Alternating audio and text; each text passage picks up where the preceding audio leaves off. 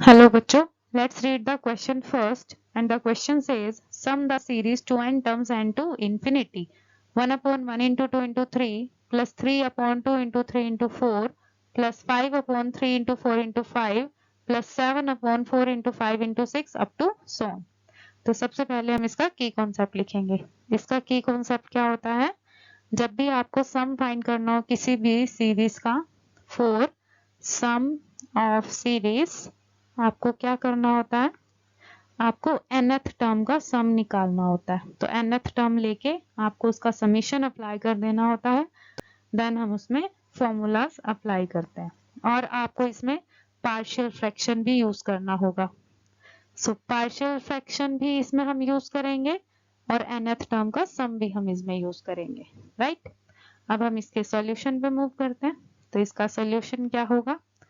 आपके पास जो series given है वो है 1 upon 1 into 2 into 3 plus 3 upon 2 into 3 into 4 plus 5 upon 3 into 4 into 5 plus 7 upon 4 into 5 into 6 plus up to सोन।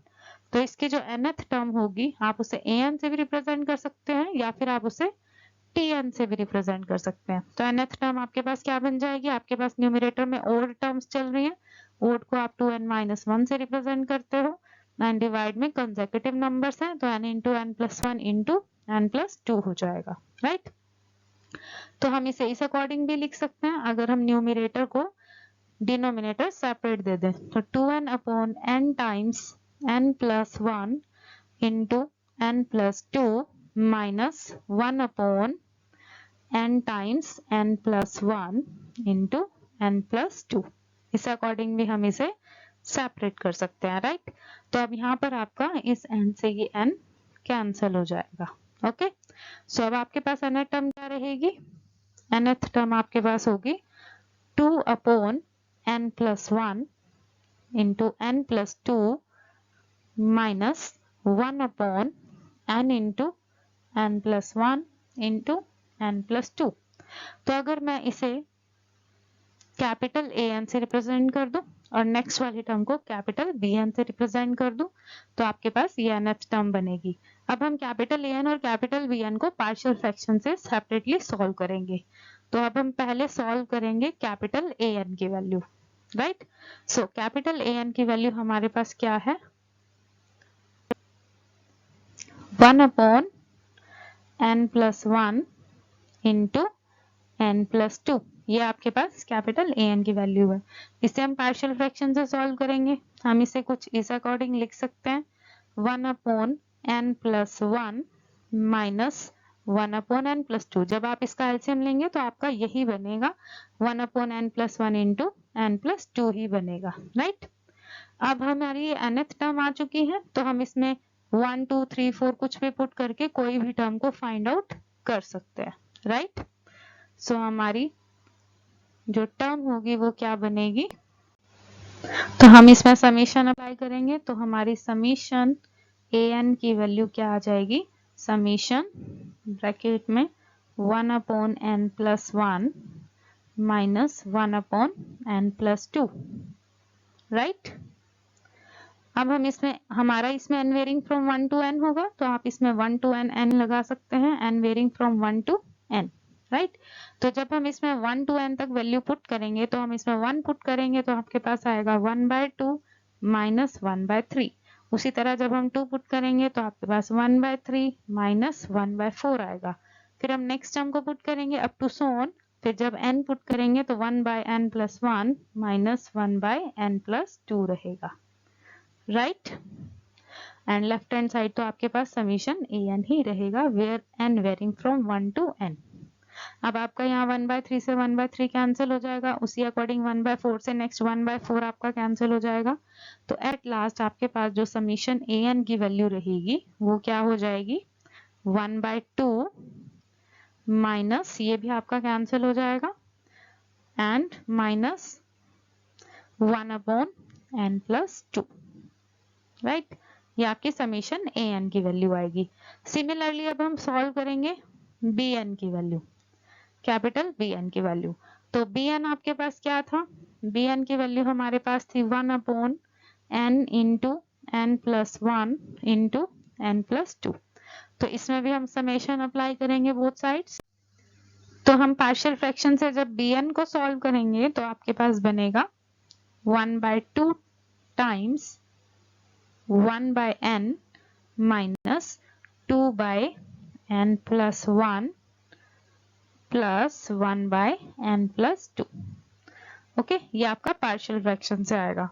अब further हम इसे ब्रैकेट्स में कन्वर्ट करेंगे, हम इसे ब्रेक कर सकते हैं। तो ब्रेक करने पे आपका बनेगा 1/n, हमने इस 2 टाइम्स को 1 टाइम तो दे दिया 1/n के साथ, ये आपका बन जाएगा। एंड नेक्स्ट हमने इसे दिया माइनस 1/n प्लस 1, ये आपका 2 टाइम्स था तो हमने इसे इन 2 टर्म्स में ब्रेक कर दिया, राइट। सो ब्रेक होने के बाद आपके पास क्या रहेगा, माइनस 1/n प्लस 2।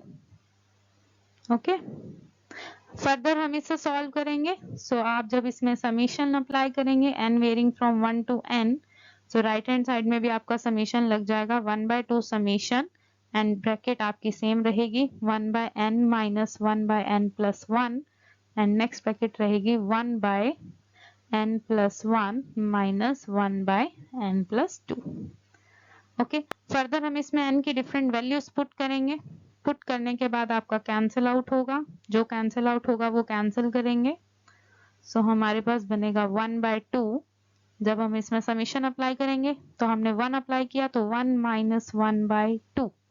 नेक्स्ट हमने इसमें 2 अप्लाई किया तो 1/2 माइनस 1/3। जब हम 3 अप्लाई करेंगे तो 1/3 minus 1/4 up to so on. n apply करेंगे तो 1/n माइनस 1/n प्लस 1, ये आपने फर्स्ट ब्रैकेट में पुट किया।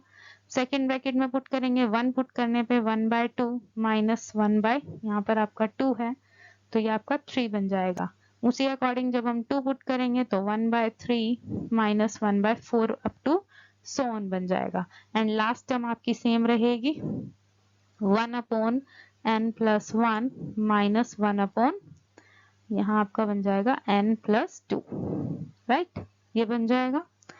अब आपका ये कैंसिल हो जाएगा 1/2 से, ये 1/3 कैंसिल हो जाएगा, इसी अकॉर्डिंग आपकी मैक्सिमम टर्म्स कैंसिल हो जाएंगी।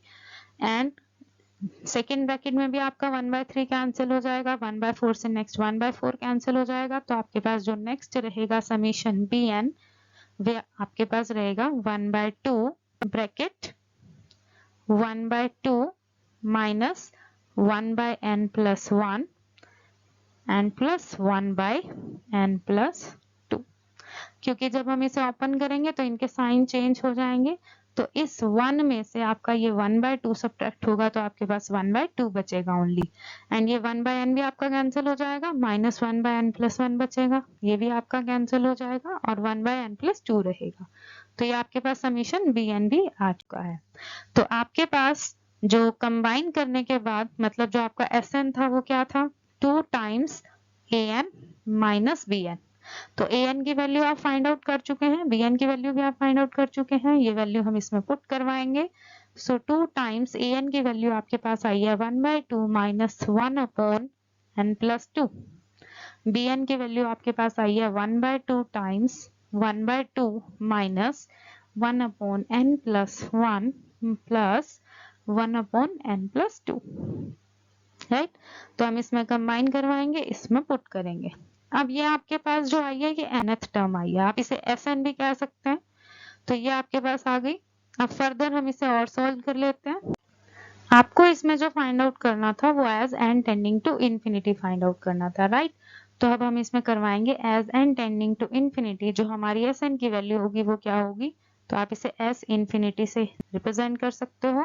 2 times 1/2 minus 1/ infinity plus 2 infinity ही हो जाता है, minus 1/2 minus 1/ infinity plus 1/ infinity. And 1 को आप किसी लार्ज वैल्यू से डिवाइड करते हैं तो वो आपका 0 होता है।